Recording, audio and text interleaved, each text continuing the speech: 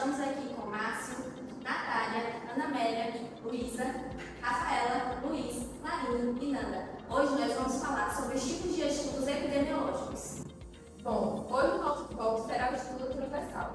Ele é um tipo de estudo essencial para entender como as doenças se comportam em um determinado tempo. A ideia é mostrar o que caracteriza esse tipo de estudo, vantagens e suas limitações no Brasil. Nosso objetivo é que você entenda com base científica como esse estudo funciona na prática.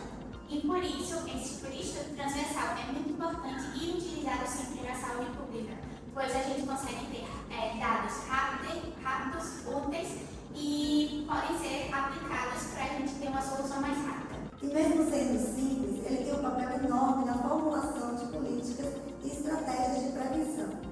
Então fica com a gente até o final para entender como esse tipo de estudo vai ajudar a gente a transformar dados em ação de verdade. Preparados? Vamos lá!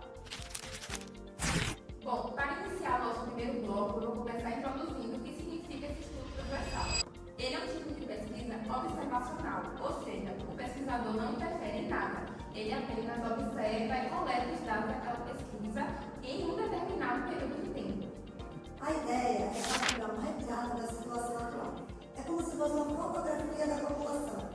Ali você vai ver o que está acontecendo naquele momento, sem a necessidade de acompanhar as pessoas ao longo do tempo.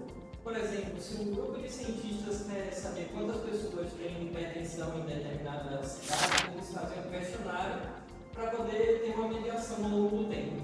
E aí, com isso, a gente consegue ter uma ideia melhor de prevalência e também de incidência da doença. Então, quantas pessoas tiveram e quantas pessoas estão tendo aquela doença em determinado período de tempo. Esse tipo de estudo é muito utilizado no estado atual de saúde de uma população e também é possível identificar os fatores associados.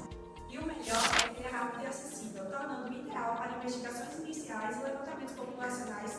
E por isso, o estudo transversal é muito utilizado em estudos epidemiológicos, pois a gente consegue analisar o presente e prever novas ações para o futuro. E embora não mostre a evolução, ele nos fornece informações de estratégias na prevenção do combate dessas doenças. Então, basicamente, o estudo transversal ele é muito utilizado para identificar associações entre fatores de risco e também condições de saúde.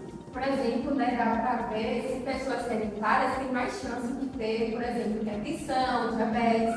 Mas é importante lembrar que esse tipo de estudo, ele não verifica causa e efeito. Ele só está informando que ali naquele momento as duas variáveis estão relacionadas. Então, ele serve para que hipóteses sejam criadas e a partir disso, estudos longitudinais possam ser utilizados como de coorte. Isso porque o estudo transversal ele é amplamente utilizado. A gente pode dar como exemplo o IBGE. O IBGE traz pesquisas através de estudos feitos de forma transversal e tira aquele retrato ali daquela realidade, como Ana estava falando aqui pra gente. E também tem o Ministério da Saúde. Também faz muitos estudos transversais e fotografa aquele momento. Ele não precisa ter aquela longitudinalidade. E essas pesquisas ajudam, na verdade, a gente a ter um norte das doenças, dos hábitos, dos comportamentos daquele grupo populacional ali pesquisado.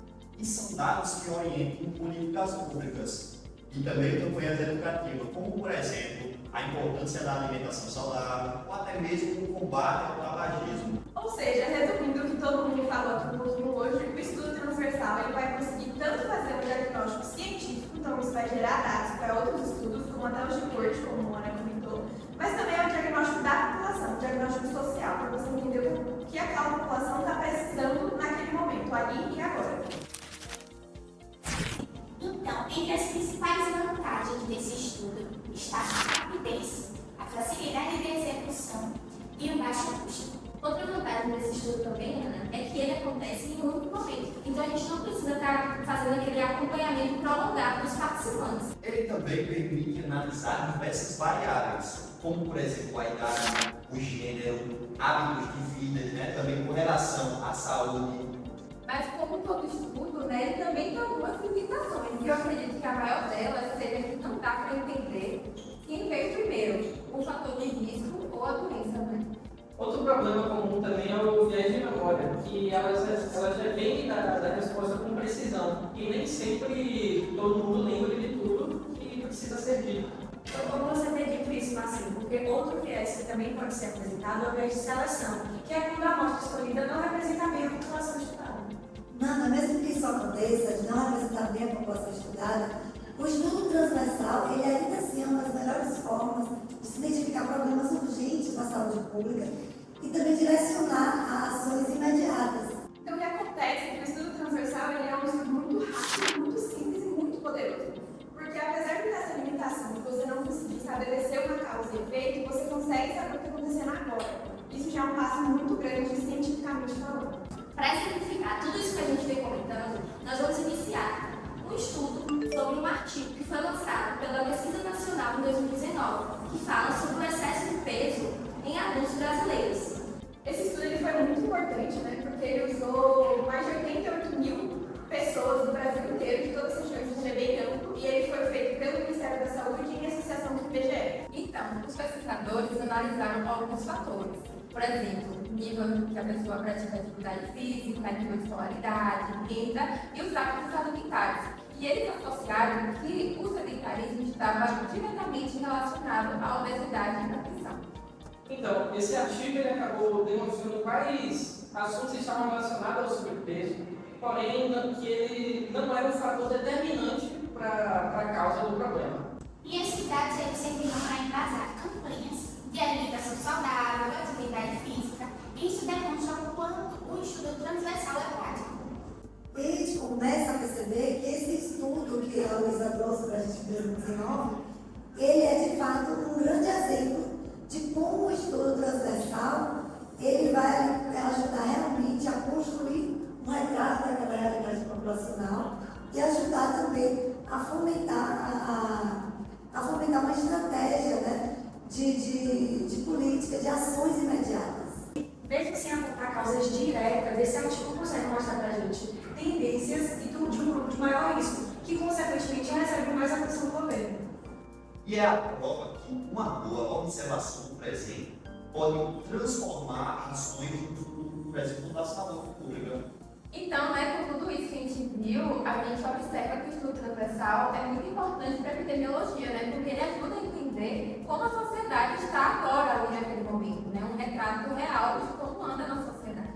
Além disso, ele também retrata muitos padrões, comportamentos e também problemas que muitas vezes eles passam despercebidos, que eles também servem como auxílio para ações e pesquisas futuras. E mesmo com as suas limitações, ele ainda continua sendo uma base confiável, rápida e segura para os estudos mais aprofundados na saúde pública. E a partir desses dados, governos e pesquisadores podem agir de forma mais precisa, segura e eficiente. E o mais interessante, Nath, desse estudo é que ele se inicia só com observação. Então, a gente não tem aquela interferência.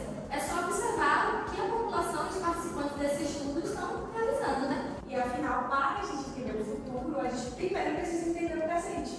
Bom, eu espero que esse episódio tenha ajudado vocês a entender o que é o estudo transversal e como ele vai funcionar tanto para a sociedade como para a população, tanto para a ciência. Esse foi mais um episódio dos Herdeiros de Darwin. Espero que você tenha gostado. Até a próxima.